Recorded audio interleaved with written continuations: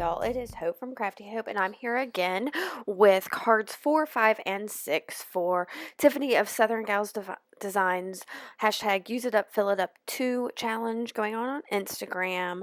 For this one, I'm using one side of a Christmas card that I tore apart, and for the first layer to make the background, I just tore up some papers. I had some stamps on from Carved December, and then I used some Payne's Gray acrylic paint and kind of just went over that messily and spread it out with some water. And then I'm gluing down a moon and a couple of stars cut out from magazines. And I'm just using an Oohoo glue stick to do that.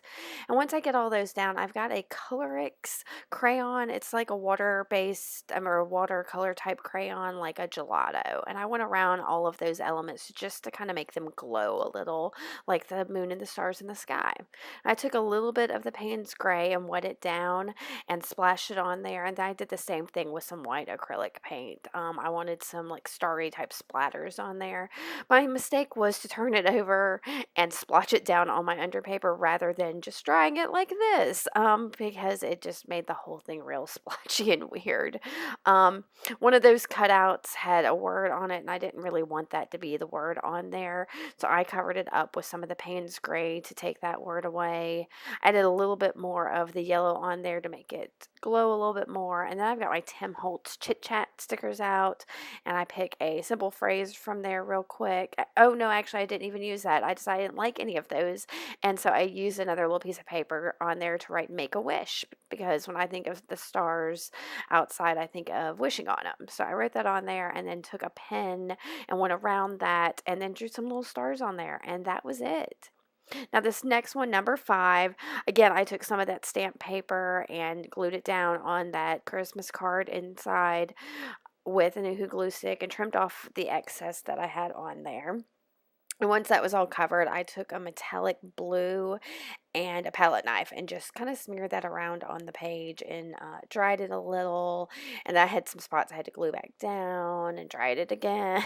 I think I must have gotten it really wet. And I took just a, what was that?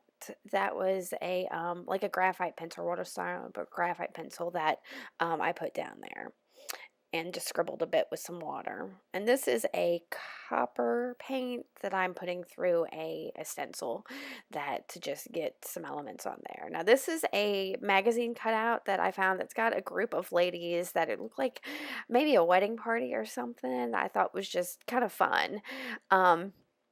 And so I took that and then I added some of my hand carved stamps on there and some more like water soluble crayons.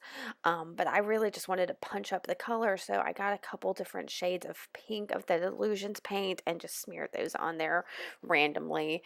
And then I add a little bit of gesso, just white gesso on there to take some of that color back down because it was a little crazy, and dried that before I went on and added a little bit of green and then some just little dashes with a black Sharpie paint pen. And then I used a white Sharpie paint pen to scribble a little bit in the background, add some white. And I glued that picture down and did a little bit of collage and some I went around the picture with the Neo color and then used a Tim Holtz Chit Chat sticker. And that was about it for that card. This last card, I used another one of those things. And I just wanted to cover up the phrase that was in there because I didn't want that poking through. And I took some black paint and smeared that on with a palette knife just randomly. I was trying to keep a little bit of white space on this card since the others had been so full of just mess. So, and I used a different couple, I think a green and a red metallic paint, and smeared those on with the palette knife and then stamped onto the page with some of the orange shade. I can't think what it is, maybe Spice Marmalade of the Distress Oxide. And I've got this magazine cutout that says Art on there, which I thought was fun and perfect for this. And so I added a little bit of some of those colors around that to kind of blend it into the page and used a China marker to draw some little ovals. And I went around the outside with a pen just to frame it up and tried to blend that into the background. The magazine, I didn't want it to look stuck on there. I wanted it to kind of just grow from the page. So that's, I'm kind of going around it with different, some of the other colors that are already on the page. And then it needed a touch of bright, so I used some of the yellow Dilutions paint, watered it down a little, covered up the art, and splattered on there. Now you can't really see the art on the splatters on there, but they do add a little something. Thanks for watching, guys. I hope you enjoyed this, and give me a thumbs up, and thanks so much.